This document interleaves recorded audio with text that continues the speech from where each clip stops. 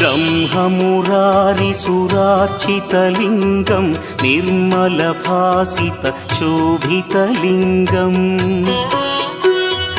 जन्मज दुःखविनाशकलिङ्गं तत्प्रणमामि सदा शिवलिङ्गम् देवमुनिप्रवरार्चितलिङ्गं कामदहन करुणाकरलिङ्गम्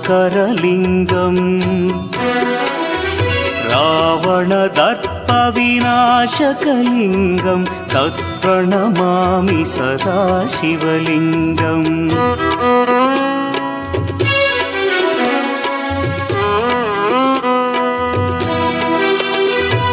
सर्वसुगन्धसुलेपितलिङ्गं बुद्धिविवर्धनकारणलिङ्गं सिद्धसु